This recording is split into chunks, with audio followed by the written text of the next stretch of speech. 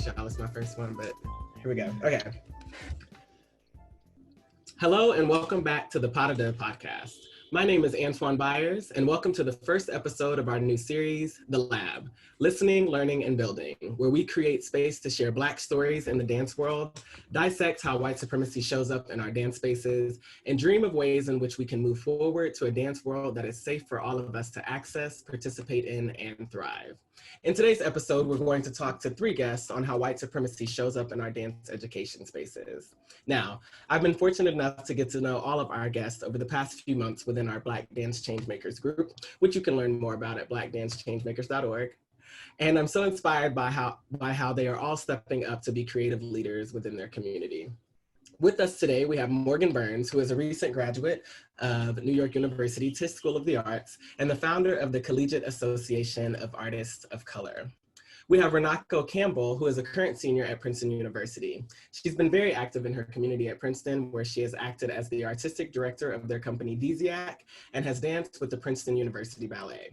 And last but certainly not least, we have Ricardo Hartley, who is currently a senior at the Juilliard School and is the founder of the dance workshop, The Audition. Ricardo and I are actually both alumni of the great Booker T. Washington High School for the Performing and Visual Arts, so I'm extra excited to have him on as a guest today. Now, I know I've probably missed a lot, so I want to first start off by leaving space for you all to introduce yourself in the way that you'd like to be introduced.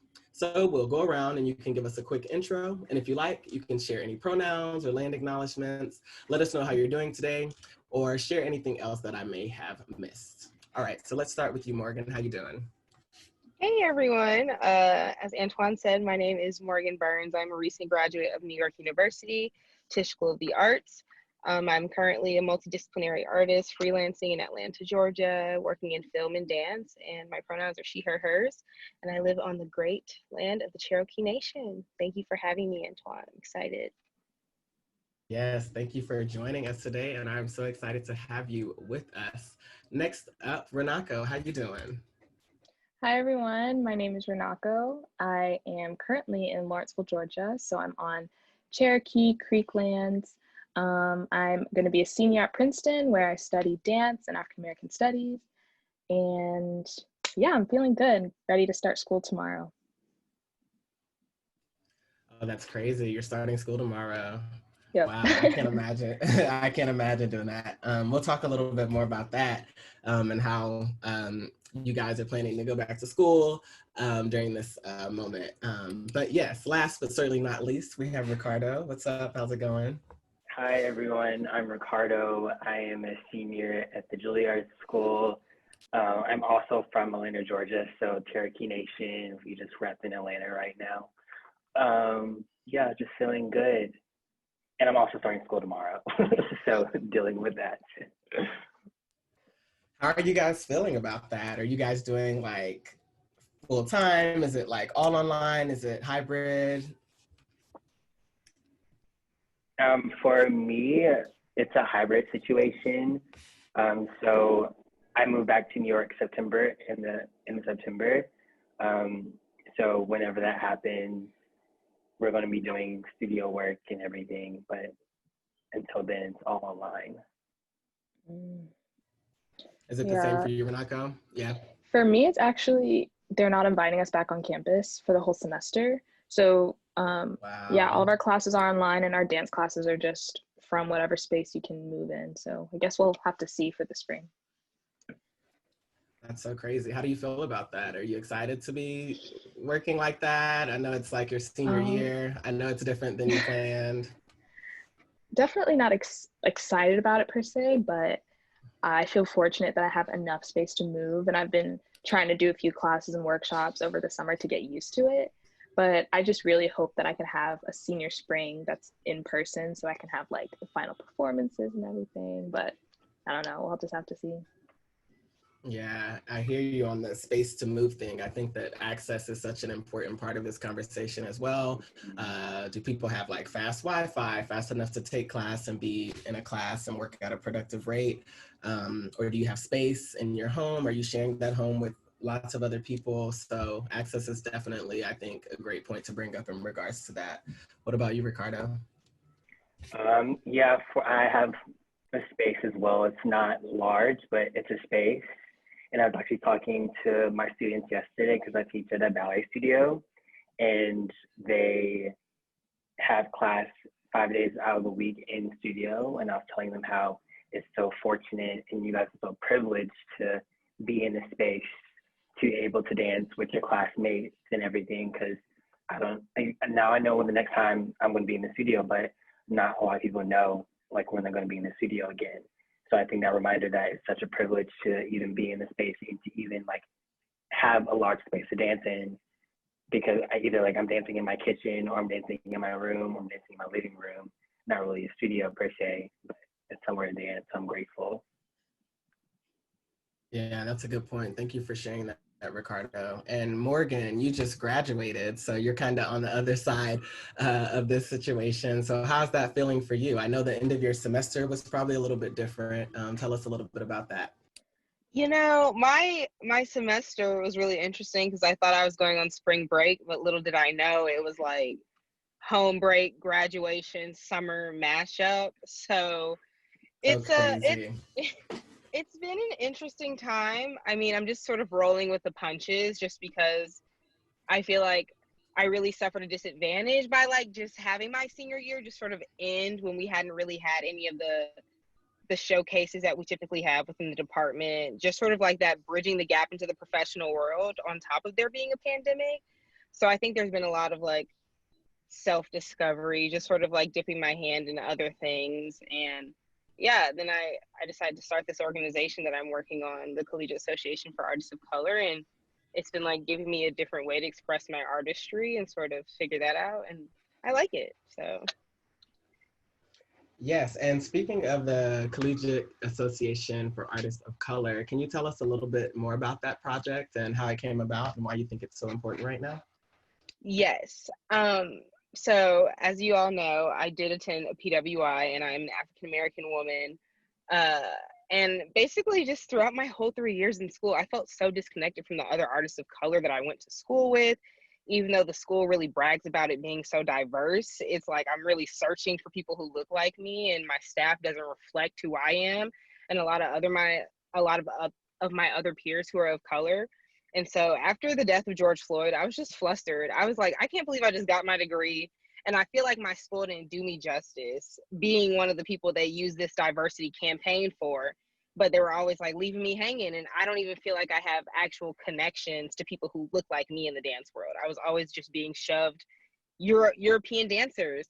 And so I decided to start the association because I was like, I want to be able to collaborate with not only dancers, but artists in every realm, and not only Black artists, but artists of color at large, because I think we really deserve to be heard, because a lot of higher education in the arts is pretty Eurocentric and it's not really reflective of the demographic of the students they're teaching. So it's like we're paying all this money to not get a worldly education, and I'm in New York City. It's like, how does that work?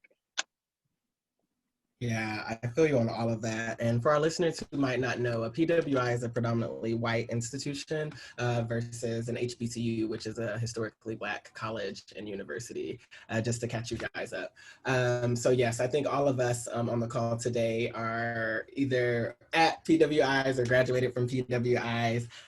So that's definitely a unique experience, graduating in a place where you're a minority. And there's often a lot of talk about dancers of color not having access to things like tights and ballet shoes to match their skin tone, and the damaging effects that something like naming the color of your tights flesh or skin tone can have on your students of color when you only sell that one color.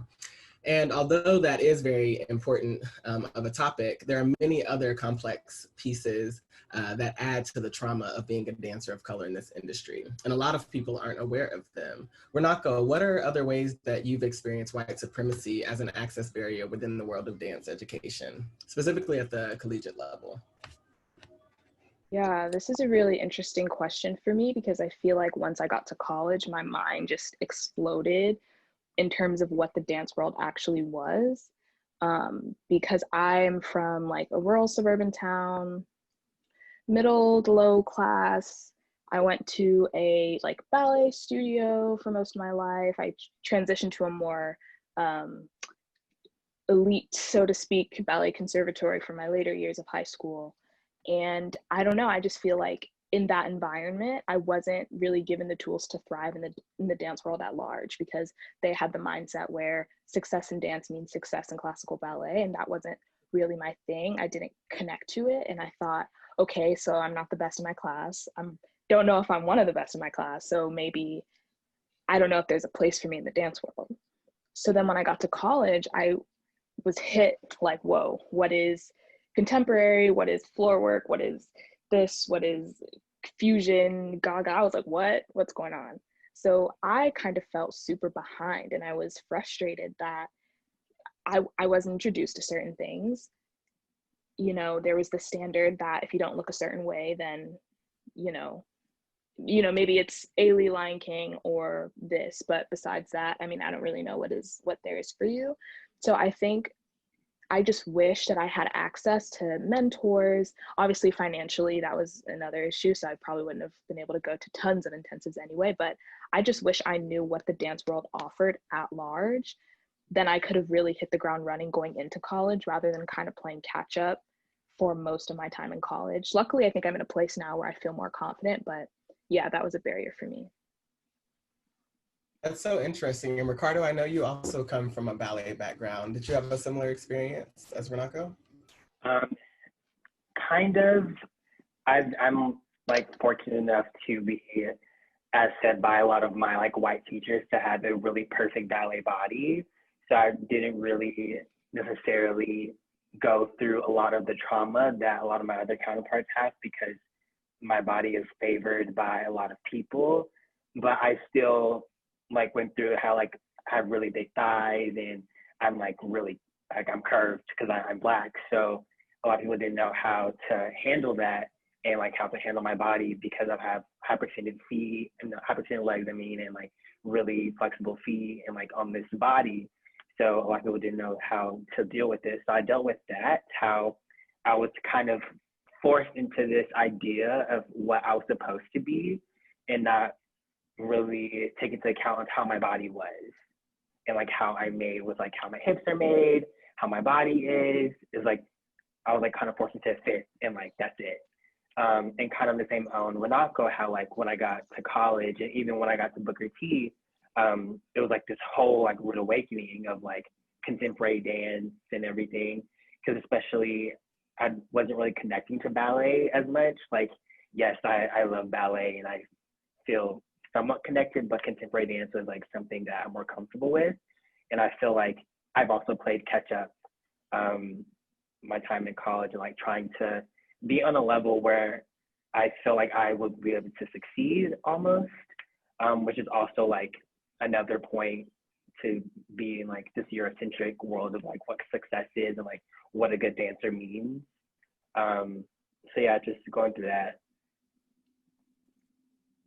Thank you for sharing that, Ricardo. And that word Eurocentric you used, I want to share with our listeners what that means. So Eurocentrism is defined, let me start over. Eurocentrism is defined as a focus on European culture or history without having a wider view of the world, implicitly regarding European culture as preeminent. Morgan, what is your experience with Eurocentrism in dance? And how do you feel that the current dance education ecosystem prioritizes Eurocentric dance styles versus other cultural dance styles and techniques?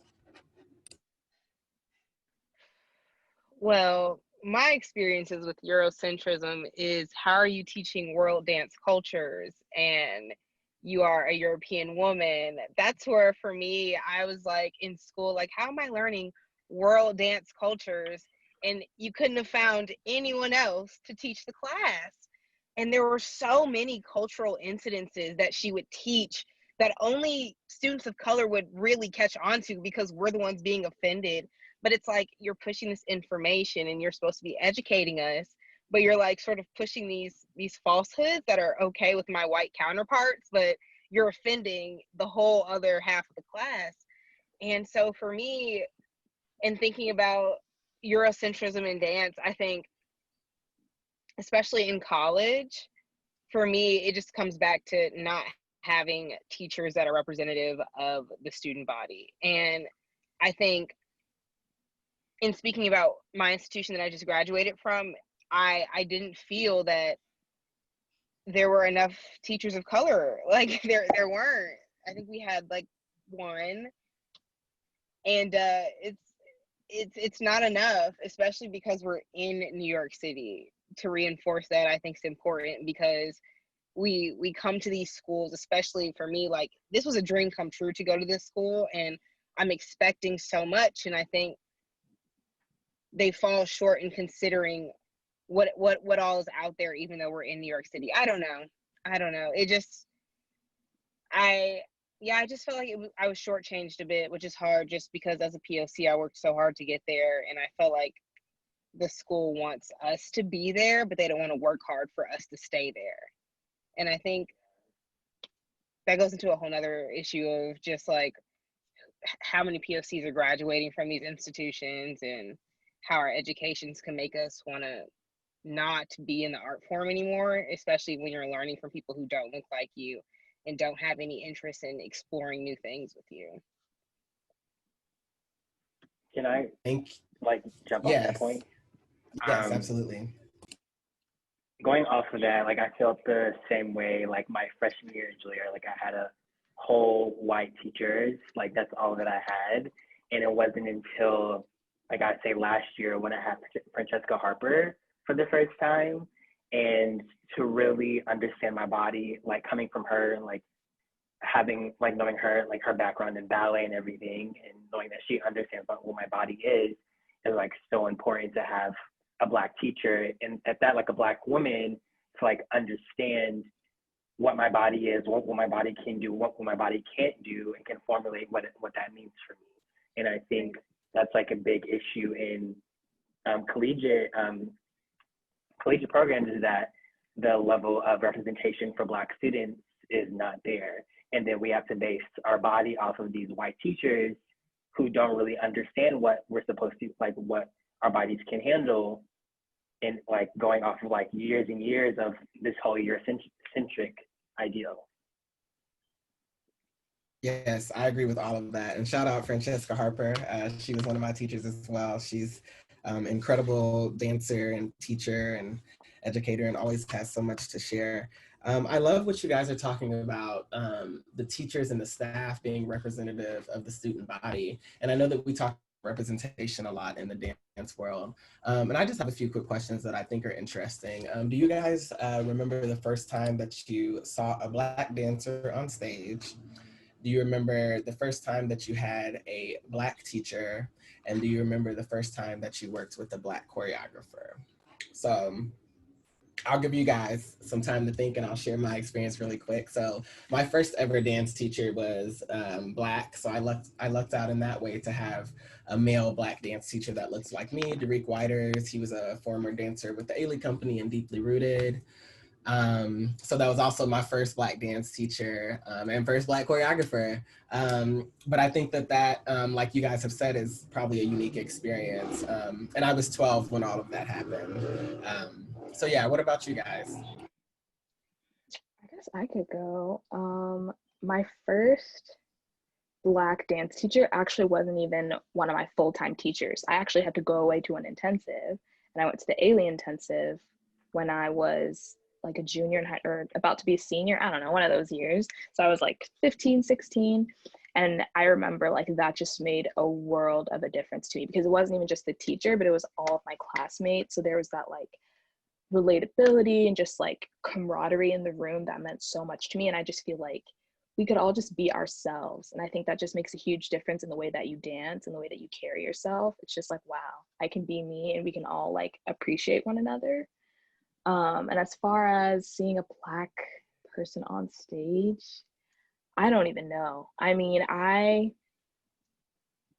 think, yeah, I honestly didn't grow up seeing a lot of dance, like watching a lot of shows, anything like that. But I mean, my first like introductions to Black dance idols were probably like Michaela de Prince, like Misty Copeland, Jacqueline Green, like a lot of those dancers for me. And also just like commercial dancers that you see on like award shows. Like I thought that was pretty cool. Just literally any Black person who was moving, I was like, wow, that's exciting, because it's just so rare to find. And then as far as choreographers go, rarely unfortunate. Like even when I go to summer programs and things like that, rarely are they commissioning Black choreographers to teach work. But I'm looking forward to this year because I'm gonna have Francesca Harper as well. So look at that. You see how it's like there are these people that's just like everybody wants a piece because like there are tons of them there, but it's just like they're just those ones that just do so well. So yeah. Yes, Francesca is booked and busy this year, so that's good. I'm glad you're getting to work with her. Morgan, what about you? Do you remember the first time you? Yeah, go ahead. I do remember my first dance teacher was Black. I was really, really fortunate actually for most of my life back here at home in Atlanta to be in studios where all of my teachers looked like me. It was definitely a dream come true. I mean, that brought on its own set of issues at times, but I was really, really lucky to have teachers that looked like me in my upbringing. But I think that's also what added to the shock once I went to college. First Black dancer, I remember maybe since I was like 3, I was going to see Ailey every year at the Fox Theater. So I'm seeing them all. I'm seeing them all, and it was really, really awesome and inspiring. And then first Black choreographer, that might have been this year actually with Ronald K. Brown. Really awesome experience. Yeah. Oh, wait, sorry. Just to clarify really quick, you mean your senior year, you just graduated from college was the first time that you worked with a Black I mean, choreographer? I was always in dances with Black choreographers, I guess, but I guess maybe on a secondary education level, this was the first time. But Sure. I mean, my whole life I was. Yeah. But even, you were at NYU for 3 years and you didn't have a Black choreographer until your last year? Yes, we don't perform dances by choreographers until our senior year when we're in the dance company. And although like we might have Black artists come in during the summer, we only get them for a week. And like, what's a week to a whole school year? Could I also make an amendment to my answer? Yes. Because I just realized that I think something is so interesting that a lot of times, like I'd learned works by Black choreographers like Robert Battle, Bill T. Jones, whatever, but the repetitor or like the stager is white. So for me, I always had that tension of like, I don't know, because they're trying to kind of pass down like what the work is grounded in, and a lot of times it's grounded in Blackness, so it's just kind of hard to have that person serve as a translator. And then also shout out to Christopher Ralph, who was I think my first like work that I did in college by Black choreographer, and that was this past year, so my junior year, which is also pretty late. So interesting. Wow, so interesting. Ricardo, what about you? This is so crazy, y'all. I actually started dance at Ailey Camp, which is like a free camp for students here in Atlanta. I was 13, and Diane Sales, who also danced in the Ailey company, was like my first teacher, the first person to like believe in me, the first person to be like, you need to be a dancer. Like she was like, you need to get in it, and I'm not playing with you. So she's been like my backbone since like I was 13. And then like since like Morgan, like I'm from Atlanta, so like most of my teachers were Black, and I went to, and what I'm thankful for is with my mom, like she pushed me to go to Black dance studios because she knew the importance of like seeing representation of myself. So like I was very fortunate enough to like that my first dance studio was a Black studio, and then like my third dance studio was also a Black studio. That like taught me so much about my body and everything. And then also like Runako, I didn't perform like my first Black choreographer work until last year, but I didn't really get to perform because of COVID. It was Donald McHale's Rim Around My Shoulder, and the repertoire was also an Asian man, but also we also had Renee Robinson, which is like such a gift to have her in the room. And it also like felt like home to have her there and like to exist with her in the space. That's beautiful. And for all of our listeners, make sure you go check out Rainbow Around Your Shoulder. That is a iconic piece in the dance world and means a lot to us as Black dancers. So make sure you add that to your homework list after this episode. And yeah, I think it's so interesting talking about representation, and it obviously is so important to all of us that we have people in the field that look like us. And I'm really interested, Runako, I know you're working on your senior thesis right now at Princeton, and you seem like you made it a point within your casting that you're looking specifically for Black girls, women, and femme identifying dancers of all ages. So what are you working on, and why are you specifically looking to work with Black and femme identifying artists? Well, yeah, so at Princeton, you have to create like a senior thesis project, which is usually in the form of like a book. But for me, I was like, I don't really want to do that. I want mine to be creative. So it's going to serve as my thesis for African American Studies and dance. And it's supposed to be a performance, right? But with everything going on, we're encouraged to move forward as though it's just going to be online and see what can happen. So it's still kind of in flux, but right now I'm interested in creating a digital like performance / academic presentation at the same time. So think about a TED talk that also is filled with like artistic like components in there. And I'm really interested in how form, technique, virtuosity, all of that, how it's racialized and how we can explore that through movement. I'm interested in a future for ballet, contemporary ballet, and how we can make form something that's more accessible and equitable. So thinking about, as COVID has thrown us into this position where we want to think about, wow, what could the world look like after all of this, as far as Black Lives Matter movement resurging, because it's always been here, but resurging, everything else that's going on in the world, what could the arts world look like on the other side? So I'm interested in thinking about what can we let go of? What can we, as far as technique and form go? And the reason why I'm interested in working with Black girls, women, and femmes is because I think race and gender are completely like intertwined constantly, right? And I think it's one thing to talk about the Black dancing body, and I think it's another thing entirely to talk about dancing as a Black woman, a Black girl, a Black femme, because that just has, there's so much other stuff there as far as perception, stereotypes, and how we're able to exist in our bodies in general, and how a lot of times it's imposed, the things that we can think about ourselves, how we can express ourselves. So I'm calling for Black girls, women, and femmes from all over the world to submit short clips of themselves dancing and speaking. No audition, no rehearsals, none of that. Just so that I can kind of compile all of this and find a way to showcase it in a really artistic and meaningful way. I do have a cast of dancers, and we're gonna create something and choreograph and all of that, but I wanted to create a platform just to have a space for Black girls to dance, because as I'm learning, as I'm about to graduate, is that in a lot of these concert dance spaces, there's an extreme lack of Black female representation in companies. And I think a lot of companies have been getting called out for that, but I think it's just so obvious. Like when you pull up their rosters, there's literally none. And if there is one, they're 20 years apart. So I think that's just another conversation that I kind of want to tap into with it. Nice, that sounds really interesting, and I can't wait to see more. Morgan, Renako talked about some of the struggles of being a female Black artist in this industry. Do you agree with some of the things she said, and what are some struggles that you've experienced?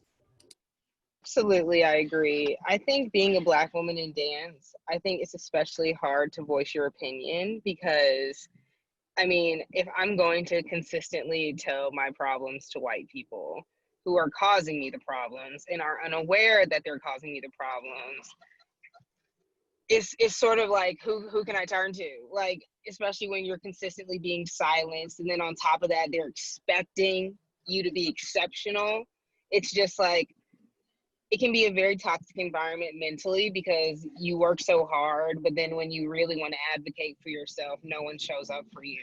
And so then people want to start acting like they want to be offended by you having to advocate for yourself because they're choosing to ignore your problems. So I think, especially being a Black woman, I've realized that I took on the role in school Like, so many people would think, oh, Morgan's angry, oh, Morgan's this, oh, Morgan's that. And it's just like, well, no, you guys don't understand why I'm not angry, because you don't have to deal with the same issues as me.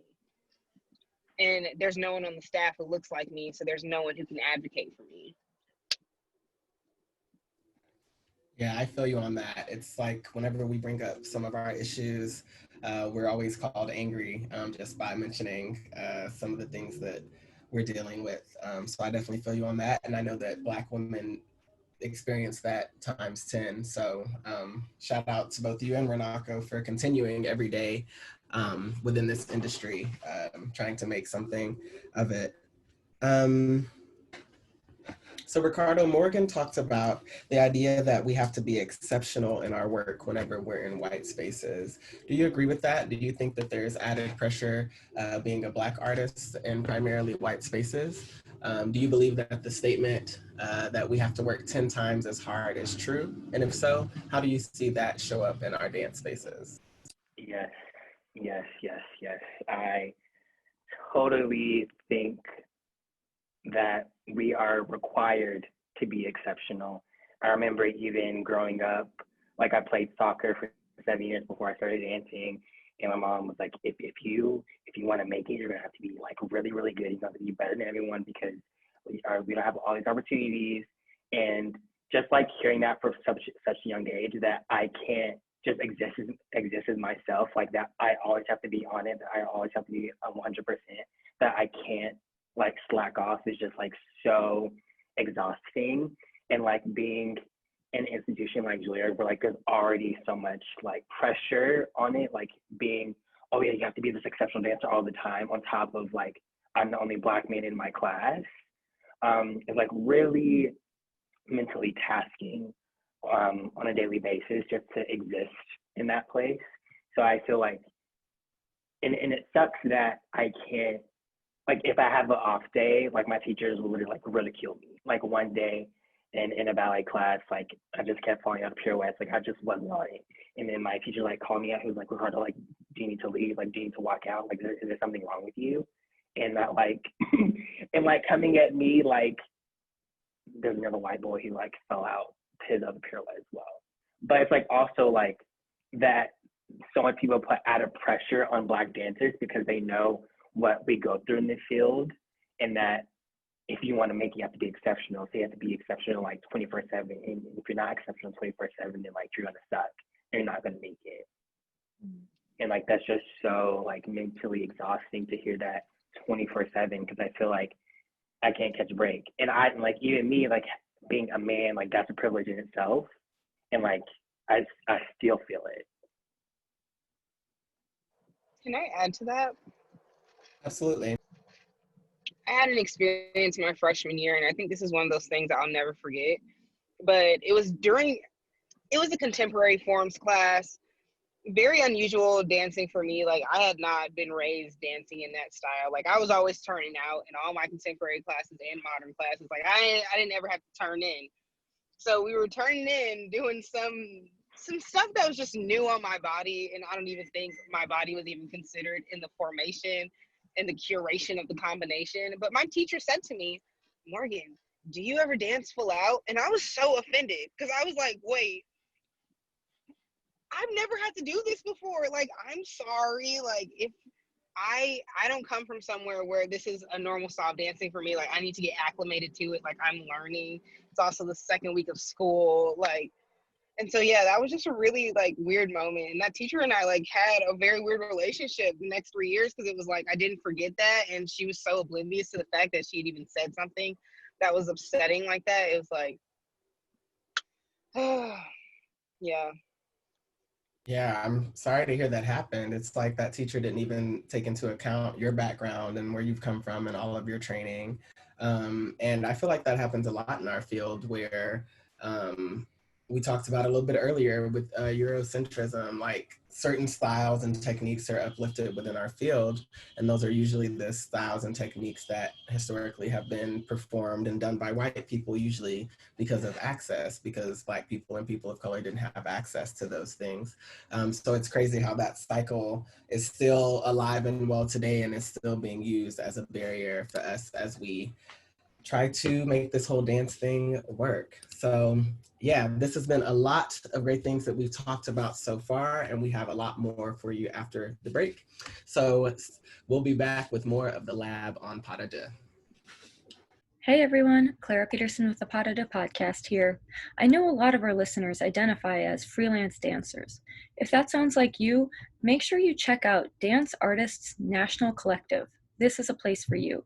DANC, or DANC for short, is a growing group of freelance dance artists organizing in solidarity to create safe, equitable, and sustainable working conditions for dancers. DANC holds weekly community response meetings every Monday on Zoom, and they host tons of focus groups for all of the important issues facing dancers, such as wages, benefits, working conditions, equity, and negotiating. They even hold watch parties and other fun events to help you connect more with your dance community. Head over to danceartistsnationalcollective.org to learn more about DANC and to sign their solidarity statement. For all the latest updates, follow DANC on Instagram at danceartistsnationalcollective. Welcome back to the lab on Pas de Deux.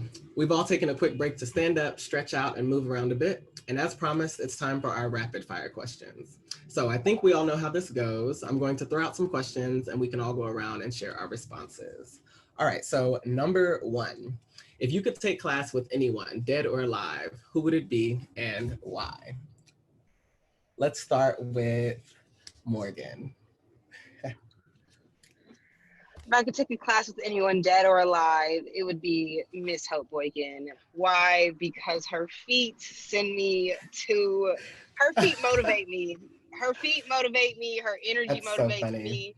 And I love when she makes me do a walk across the floor because Hope's all about making you feel confident, and I will always cherish that about her. I love that. That is so funny. I'm going to let Hope know you said that, and I might be able to hook up a little class with Hope coming soon. What about you, Ricardo? Definitely a class with Calvin Royal would be Nice. Amazing. I think I'll have another one. Yes, an intensive. An intensive. You do an intensive. Actually, no, that's it. Just Calvin. Okay, cool. What about you, Runako? I would say Ebony Williams, just because Oh, nice. I just feel like she's done it all, and I feel like, I don't know, I just like her vibe. Yeah, this will be a fierce intensive. We might need to set this up, okay? We got 3 classes already, 6 classes. Y'all can teach something and we can really hook it up. Okay, number 2. What is your favorite restaurant from your hometown? For instance, I'm from Dallas, so Whataburger, obviously. But what about you guys? We can start with Runako. Oh, oh my gosh. I don't really eat out like that, y'all, because I'm Caribbean, so we cook. But I would say, oh my gosh, I don't know. I'll eat anything, literally. You don't have a favorite? Okay. I mean, I could go for, I'm not gonna lie, I like Panda Express, the little walnut shrimp and the noodles. I like that. Okay. I love Panda Express too, so let's go with that. Yes. What about you, Ricardo? Okay, Zaxby's. And yes, Zaxby's. Amen. American Deli. Oh yes, American Deli. I've never actually had that, but I always hear about it from American all my Deli. Atlanta folks. Yes. Okay, Morgan, do you have similar sentiments? Okay, I have 2. One is ice cream, and it's Jenny's. Oh, I love Jenny's ice cream. So good. I actually go there all the time with Ricardo. That's Ricky and I spot. But Jenny's and this place called We Got Soul. It's kind of newer, but I love it. It's a really great soul food, and they have the best fried green tomatoes. Oh yes, that sounds good right now. Y'all making me hungry. Okay, work. Okay, number 3. What was the last song you listened to? Feel free to check your phone right quick if you need to. I listened to Lost One by Jasmine Sullivan. Oh, nice. She went off. She snapped on that one. Yes. She did. Talk about a comeback, okay? Hey. Who else? I listened to Oh, my bad. You're good. You're good. I listened to Losing You by Solange. Nice. Yes, we got a vibe going. Okay. What about you, Morgan? You gonna bring something in there that's gonna some trap or Yes. something? Or what? Oh, it's not gonna be no trap. It was When No. I'm in Your Arms by Cleo Soul. Oh, yes. Oh, nice. So we got us a playlist. We got us a intensive. Okay, we got catering. We got everything. Okay, number 4. What's your favorite social media platform right now? And feel free to share any of your handles. So let's start with you, Ricardo. Okay. My favorite social media right now is Twitter. Yes, Twitter.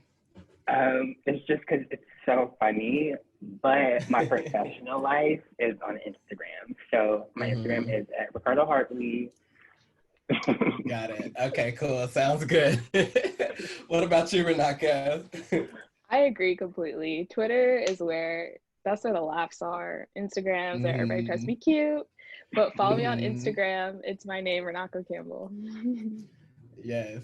Okay, Morgan. And I also have to agree. I spend most of my time on Twitter for the laughs. I'm really just there to get some good memes in. And then, but Yes. Instagram is where I'm cute and I dance and stuff. So at Morg Amira Burns is where you can follow me on Insta. Work. Okay, cool. Make sure to give them all a follow after you listen to this podcast. Next question. If you could give our listeners a quarantine recommendation, what would it be? And that can be Netflix, Hulu, book, music, anything. Let's start with Morgan. This is such a tricky question. Well, I would not recommend learning how to make banana bread because if you're anything like me, you make it too often. So don't learn how to make banana bread, but Okay. do learn how to make banana bread. Okay. Okay, I love that. Let's go with that. What about you, Ricardo? Same. I've taken on baking, so I bake a lot. But also, I've also found journaling and writing to be an outlet. Nice. Cool. Okay. And we'll talk a little bit more about journaling and writing in a second, Ricardo. What about you, Runako? I have been using Duolingo, the app, and it's basically free language learning, and it sends you a little reminder each day, and you can like battle your friends too. So I've been working on my French. Come on, French. Yeah, and it's really Français. fun. Mm-hmm. Yes. Mm-hmm. I I love go speak it. it right now. I love it. Yeah, French is my favorite language. That's the only one I know how to speak after English a little bit, as well as the AAVE, African American Vernacular. Okay, English. But okay, cool. Next question. When you think of the word successful, who comes to mind? Ricardo? My mother. I love that. That's beautiful. Morgan?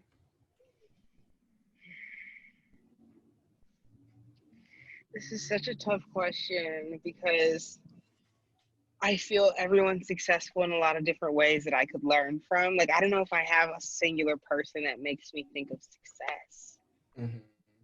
Is there anyone you can think of to just share? It doesn't have to be your one person, but somebody they're like, they're pretty successful. I mean, who other than the queen bee herself? I mean, Period. she is an inspiration to all. So she's a boss, really and I really love the way that she works, and I really admire Beyonce's work ethic. So she definitely is successful as far as I'm concerned. Yes. Check out Black is King, okay, on Disney Plus. Yes, Period. Beyonce is the queen. What about you, Runako? So Morgan took mine, but let me see if I can come up with something. I don't know. I just feel like for me, success is where you feel fulfilled in your own way. Like as long as you feel like you're like you have purpose, your life has purpose, then that's successful. Period. I love that. Nice. Okay, and then last question. For any of our listeners who are about to start college, what's one piece of advice that you would give them? Let's start with Runako. I would say don't try to please everyone.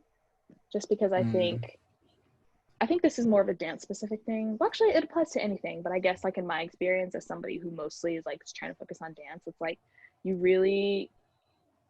have to figure out how to divide your time. So something's gonna have to give. If it's that one little reading for this class that you can't get to, sorry. If it's this one hangout you might have to miss, okay. Like you just need to figure out what you want and the small sacrifices you're gonna have to make along the way, because you can't do everything and you literally won't make it. Like you have to let some things go. So That's so real, and I'm still learning that one today. Still stretching myself, always too thin. What about you, Ricardo? Find time for yourself, I think, is a really big one. Another dance specific observation for me is that we get so involved in like dancing 24/7. And I know freshman year, I had a really hard time in school because I was just like involved in this space all the time and never gave myself the space to like do something else, to like go explore New York or go visit Morgan and NYU, which I did like a few times, but not as much as I should have, because I was just so involved in the hype of like, I'm a dance major at Juilliard. So I think, yeah, just like find time for yourself outside of like what your major is or what you're doing at school. Well, that's so true. Great advice, Ricardo. And Morgan, the recent grad of the group, what advice do you have for any incoming college students? We might have lost Morgan. Okay, I'm gonna give her a second to reconnect. So any advice that I would give to incoming college freshmen would definitely be to write it down. I like to stay inspired, and it was sometimes tricky for me to stay inspired just because I was in a new place and it was very different from home. And so just write down any and everything that inspires you, because you never know how it can come in handy at the end of your day and like put a smile on your face. Yes, that's so good. I've been in the practice of writing and journaling a lot recently too, especially during quarantine. And Ricardo, I know you're actually in the process of creating a new journal for Black queer youth. Can you tell us more about that project and why you think this is something necessary for us? Yes, so I'm in the process of creating a wellness book / journal for the LGBTQ plus community. The idea came about with like everything that's going on, and how there's not really a journal that shows like representation of what the community looks like in any platform. Like, yes, we see it on TV, we see it on Instagram, and we see it on Twitter and all these social media platforms, but we don't really see it in like a tangible object. And I was talking to my mom one day and how I wish that I was given like a journal or like a book that showed me people that looked like me, showed me that people that were just like me were like, I felt like I was okay. And not saying like, I don't need to see it on a TV screen, or I don't need to see it on my phone, but like having it just like in front of me where I'm reading their story, like I'm reading what they went through, I'm reading like what inspires them, like what keeps them going. And I feel like that's very important. Just to have like a tangible object in front of you. And also like journaling is such a good thing to do for like mental health. So I feel like it's a very good project to be starting, and there's not really something that's like that out there. For sure, I don't think there is anything like that out there, and it sounds really exciting, and I can't wait to pick up my copy. So I'd like to talk to you, Runako, a little bit about what you're studying right now in college. You said you're studying dance and African American studies, and I actually didn't have my first course on Black dance history until my junior year of college, but it only lasted for one semester. And in my opinion, that's a little too late for all the contributions that we make to this field. And I think that one semester does not give enough time to really see everything that we're adding to this field, especially once or twice a week. So what is your relationship with Black dance history? Have you taken a Black dance history course before? And if not, what other tools have you utilized to gain access to your Black dance history and culture? So it's interesting. So the Department of African American Studies at Princeton, which is like my everything, I loved them so much. It operates individually from the dance department. So there are a few courses that are dance related-ish, but the Department of African American Studies doesn't have like a Black dance history course. So I took it upon myself to make my research about Black dance. So I would have to do the reading on my own. I would have to figure out what should I be reading, who are the dance scholars, you know. So I took like a course on like the politics of hip hop dance, which was really cool. I took a course about basically like creating work as a Black artist and like multidisciplinary like experimental work, which was really cool. So the ways that I kind of stay tapped in and like connect to Black dance history is just honestly just sitting down and just like doing the research myself, because I don't know, it's like there are a lot of Black dance scholars out there who have been doing it. You just have to find them and just dedicate the time to just like reading the history. Like I highly recommend Brenda Dixon Gottschalk. She wrote this book called The Black Dancing Body. She wrote a book right here, that Digging the Africanist Presence in American Performance. And she basically writes about Blackness, like literally like how to navigate Black bodies in motion and just like what that means. So yeah. Thank you. Yes, Brenda Dixon Gottschalk is a great author. So is Thomas DeFrance is also a great person to look up to catch up on your dance history. Morgan, have you ever taken a Black dance history course or anything like that? I actually haven't taken like a Black specific dance history class. I did take World Dance Cultures, which was like one semester every group outside of like European descendants, and then the next semester was like, and ballet, this is why we're perfect. So no, I haven't. I wish, but I did not get that, which was, it was upsetting. But I mean, I do remember there was one instance when I was much younger, and I do have like the Black modern dance textbook, and when I was younger, maybe in like 3rd grade, I remember we had to like do an assignment on it at school. So I got the book, but this is like at my public school. This wasn't at even dance. So. Yeah, that's so interesting. I think it's really interesting what you said.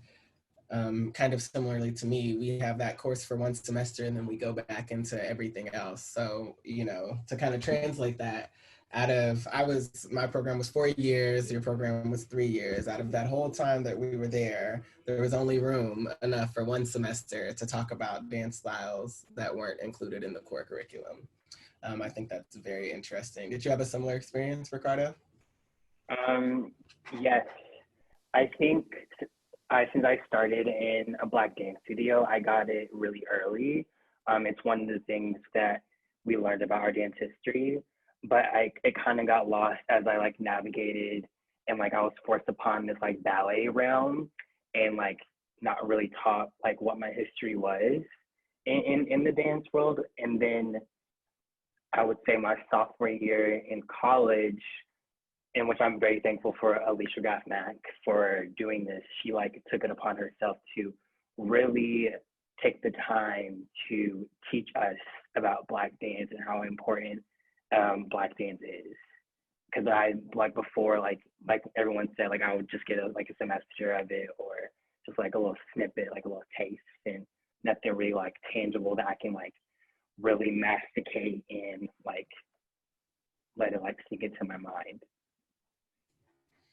Yeah, and I think it's so important that we learn this history, because Black dance history is dance history. We've been dancing just as long as everybody else on this planet has been dancing. And our history and our culture and our dance styles and the way that we move is so important and so integral in a lot of the dance styles and techniques that are respected around the world today. So I think it will really be really important for a lot of schools and educational institutions to start implementing more of Black dance history and other world dance histories as well. So, you know, talking a little bit more about what's happening around us with the times. Every day I check my trending tab on Twitter. We were talking about Twitter earlier, or tune into the news. There seems to be another name to add to the list of Black people who are being unjustly killed at the hands of white supremacy and racism that makes up the foundation of our flawed criminal justice system. With all of the social activism on social media from so many of our dance institutions, Morgan, have you noticed any actual change from any dance institutions? No.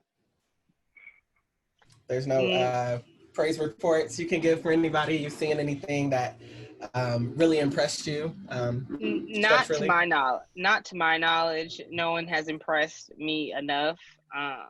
I don't even know where that hashtag "the show must be paused" came from, but I don't even know what show they were talking about because because we don't get to pause our show. Our show I didn't even know there was a remote. So it was all very just no, it's a privileged remote. Everyone doesn't have access to the remote. Yeah, like okay. But yeah, no, I haven't. And this is funny because I was actually talking with my roommate about this, just moving back from New York. And we were sort of talking about the privilege that like theaters like the Joyce have, and being able to sort of show work during this time, but also like the way in which they're choosing the work, like who is curating these bills and the like. I don't know. I feel like if they are really about the things that they say they're about, I think they would really be offering exposure to those companies that are less fortunate and are still POC black led companies, rather than furthering the canon of things that have already been on stage and have already been seen however many times, just to glorify things that we get already. Yeah. So no. Yeah, that's a good.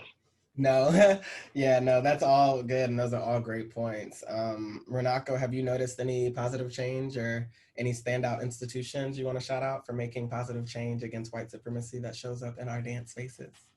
I wish I could report something or like an organization for making a lot of change, but I just feel like it's a lot of meetings, like it's a lot of conversations, a lot of committees, and like I just feel like that's what we've been doing. So what's next, right? And I don't know. I think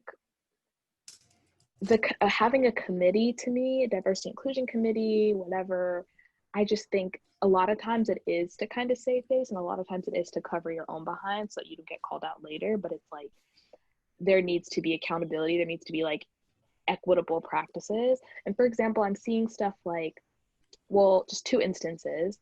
One company, back when things were first popping off in May, they made their whole statement, this and that. And then they posted their new dancers hired for the season, all white, and it's just like, and it's awkward because it's like right next to each other on the Instagram feed. So it's like long statement, this and that. These are new dancers that we just hired, literally all white. Like, okay. And then I also saw a company that was like, you know, we're hiring dancers of color specifically, whatever. And then in the description, they're like, must have like 5 years of professional international experience in a repertory company, blah, blah, blah, blah, blah. And I'm like, I feel like that's interesting because usually when they're hiring somebody, you can be fresh out of college, you know, even if it's one of those companies where they want you to have more experience, okay. But just the way that it was worded to me, it was just like, whoa, it was like all these extra things like must have been in an internationally touring company for X amount of years. I'm just like, so you're opening the door for POC dancers, but you're not even addressing the fact that they couldn't get in those doors in the first place. So if they couldn't have had the job, then how are you requiring them to have? So it makes me feel sad because it's like you're being fake, like you're not really doing the work. So that's my piece. That's real, and that's definitely a barrier for Black dancers and dancers of color. And I think we also have to talk about what it takes for a Black dancer to be an international, what is the wording they use? International experience. Like an international, like to be on tour for X amount of years. Yeah, because Black people aren't safe everywhere. So even, you know, imagining a career where someone could be internationally accepted, we have to discuss that stuff as well. As someone who's toured a lot, I know that I experienced different people every city.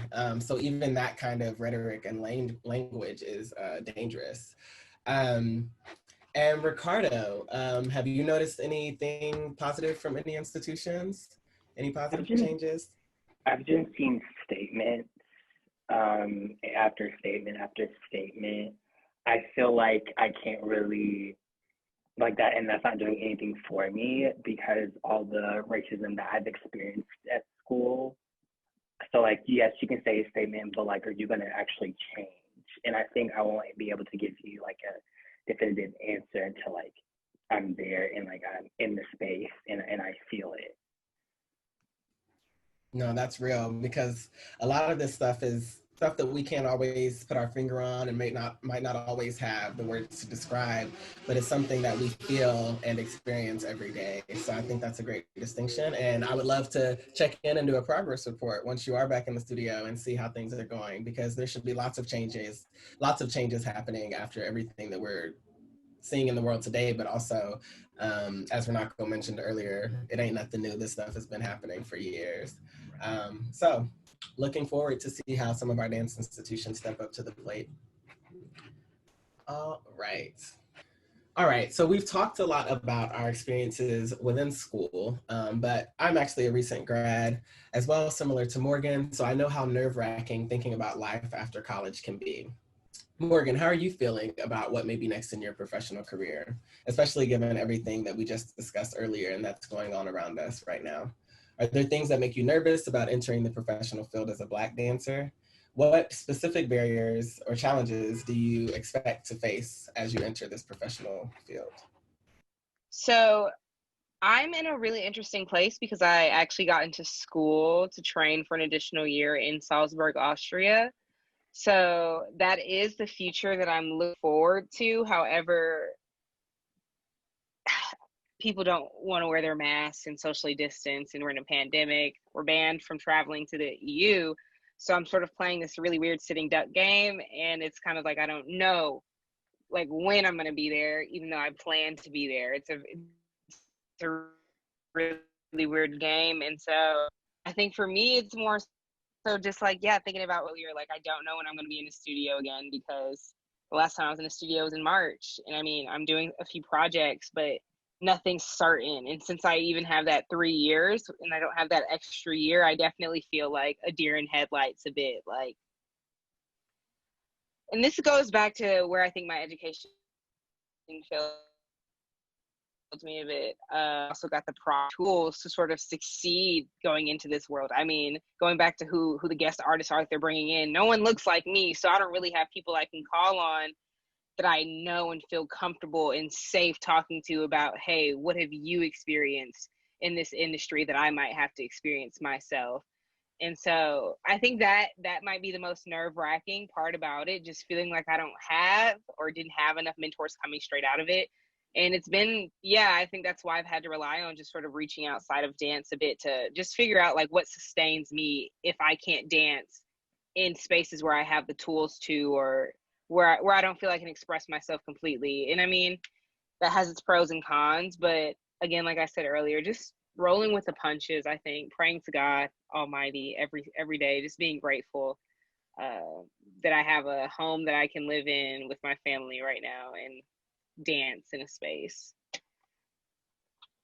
No, all of that is real for sure. And I love what you talked about regarding mentorship. And I think it's so important to have mentors, especially in this industry, to kind of learn about the ropes of this industry, because there's not as many of us doing the thing like we talked about earlier. So Ricardo and Runako, do you guys have any mentors that you can look up to? And I know you guys are entering your senior year of college. Are there any things that you're nervous about as you prepare to graduate and enter the professional field? I do have two mentors that I'm very thankful for and that are currently have been in the field and that are still in the field.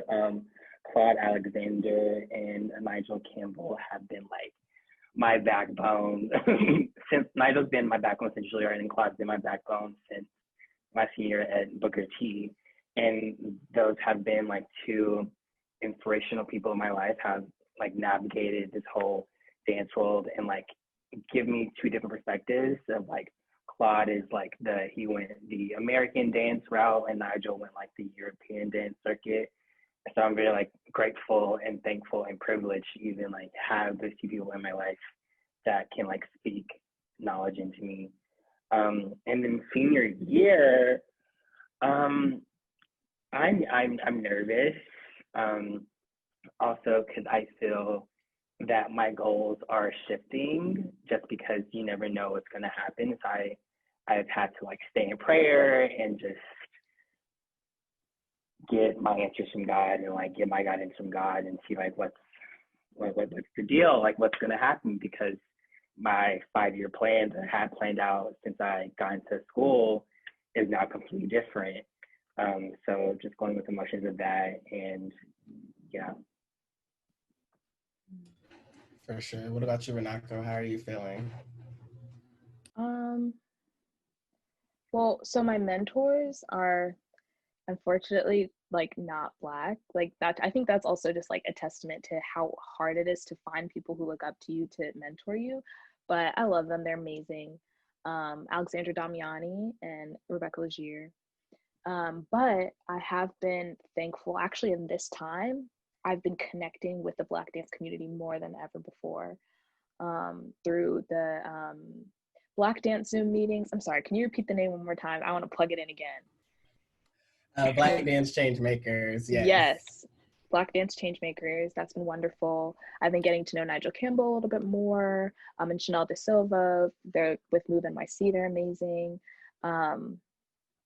And also just really relying on friendship, because I'm realizing that a lot of times like your friends in this industry, like for me, like my Black dance girlfriends, like they're like everything. Like we stick together, all those friends that you meet, summer programs, classes, this and that, you kind of stick together, and we're all kind of like in that same space of like about to be seniors in school, and just like staying in touch over social media and just like small texts. Like for me, that makes me feel very supported, because I know that at my PWI, I didn't have like mentors who look like me, even though I love them. And then going into the future, I feel like, as Ricardo said, like so much is shifting. I had goals to flee the US, but it's looking like that's not going to happen maybe as planned or as soon as I would have liked it to. So it's just like staying open, trying to make new priorities, and just trying to like stay grounded, stay in prayer, because you can't plan anything, like you really can't. So Yes, all of that is so true and so good. And I just like to say that I look up and admire all of you guys, and I think you are more than equipped to handle whatever you face in this dance industry, COVID or not. So I'm really excited to see the work that you guys do on stage and off stage. And I just wanted to close. We're coming to the end of our podcast episode today, and I just wanted to thank you all for taking the time out of your day to come in and have such an open and honest discussion with me and our listeners. Like I said earlier, you guys are all inspirations to me. So thank you for coming and sharing.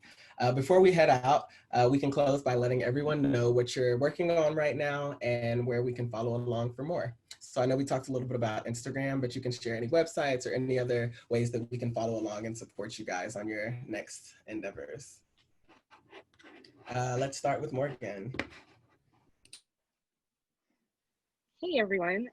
You can follow me again on Instagram at Morgan Amira Burns.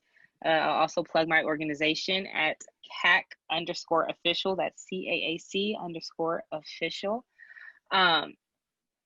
Or it might be official CAC. Stay tuned. I'll keep you posted on that. But it is plugged in my bio at Morgan Amira Burns. Yeah, and right now I'm just plotting on my next dance film, and I have a residency through Tisch Creative Research Residency. So just trying to brainstorm and stay inspired while I'm at my home.